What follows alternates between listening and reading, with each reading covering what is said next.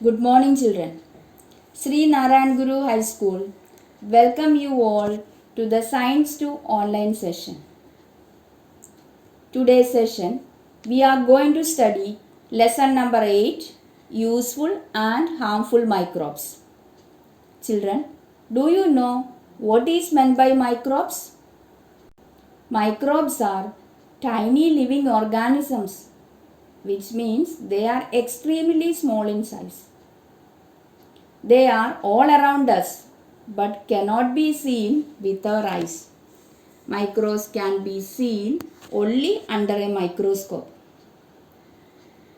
Some examples of microbes are bacteria, virus, fungus, and protozoa. We all know about virus. Children, these are some microorganisms, microbes. We all know about virus. Yes? Which virus? Coronavirus, COVID-19. We all are sitting at home. You all are learning your lessons through online classes. Why? We all are afraid about this virus. It is a harmful microbe. But we cannot say all microbes are harmful. Some microbes are useful too. So, microbes are classified as useful microbes and harmful microbes. Harmful microbes cause diseases in living things. But useful microbes are good to us. We are going to learn some useful microbes like lactobacilli, rhizobium and yeast. Let us begin with lactobacilli. It is a blue rod-shaped bacteria. They are minute and rectangular in shape. Lactobacilli are anaerobic bacteria, means they can produce energy without the use of oxygen. This bacteria is useful and it is present in the milk products like buttermilk, yogurt, curd, etc. So next is we will learn how is yogurt made from milk. Children, do you know which sugar is present in the milk? Yes, the sugar contains lactose sugar. The lactobacilli convert this lactose sugar in the milk into acid. Which acid? Lactic acid. This process is called fermentation. So what is meant by fermentation? The lactobacilli convert lactose, that means the sugar in the milk, into lactic acid. This process is called fermentation. As a result, the pH of milk decreases, causing coagulation of milk proteins. Thus, the milk proteins are separated from other constituents of milk. This is what happens when milk changes into yogurt. Yogurt has a specific sour taste due to lactic acid. The low pH destroys harmful microbes present in the milk. Look at that chart. Lactose, it is a sugar present in the milk. Then after fermentation, it turns into lactic acid. That means milk is in liquid state, it turns into semi-solid state. It is good for our health. Next is uses of lactobacilli. Various milk products like yogurt, buttermilk, ghee, cheese, Shrikhand, etc. can be obtained by fermentation of milk. It is used for large-scale production of cider, cocoa, pickles of vegetables, etc. It is used to treat abdominal discomfort. If you have indigestion or abdominal discomfort, doctors will advise you to have yogurt or buttermilk. Why it is? It contains lactobacilli. They can kill harmful bacteria in the alimentary canal and help to improve our immune system. So it is very useful for our health.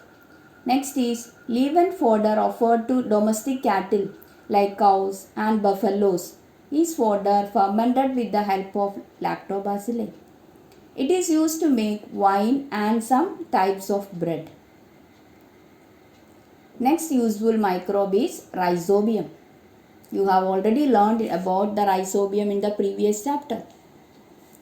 It is a pinkish rod-shaped bacteria. It is living in the root nodules of leguminous plant like beans, sweet pea, soya bean, etc. Rhizobia lives in the root nodules supply nitrates, nitrites and amino acids to these plants and in exchange get energy in the form of carbohydrates from them. Such a mutually beneficial relationship is called symbiosis. So rhizobium is a symbiotic bacteria. Next is importance of rhizobium. Rhizobia produce nitrogenous compounds from atmospheric nitrogen. Beans and pulses are rich in proteins due to nitrogenous compounds made available by rhizobia.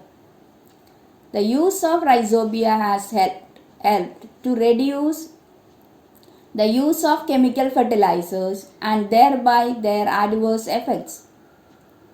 It has also helped to reduce expenses on fertilizers and thus works to the benefit of farmers. Nowadays, seeds are coated with rhizobial solution or powder before sowing.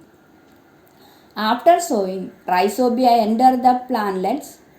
This is called rhizobial inoculation. This has helped in the supply of nitrogen to cereals and other crops. Next microbe is yeast. Yeast is a heterotrophic unicellular fungus carrying eukaryotic cell. It grows on the carbon compounds. Yeast cells are colorless and oval. Some of those cells may have round bodies attached to them. These are new daughter cells of yeast. Yeast reproduces asexually by budding. Yeast cells carry out fermentation during process of obtaining its nutrition.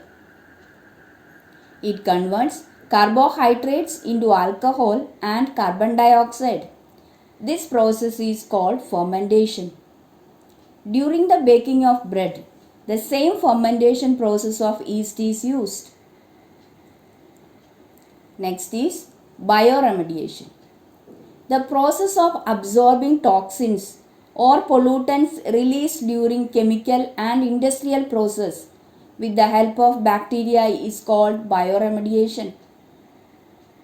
A yeast, Yarovilla lipolytica, is used to absorb the toxins released during the production of palm oil and the heavy metals and minerals released in some other industrial process. Saccharomyces cerevisiae is used for absorption of pollutant, that is arsenic. Oil spills in oceans are cleaned with the help of Alkinovorax bacteria. The last part of our lesson is assignment. Children, go through the video again and again, learn and find out the answers. Write down neatly in your notebook. Thank you for watching this video. Have a nice day.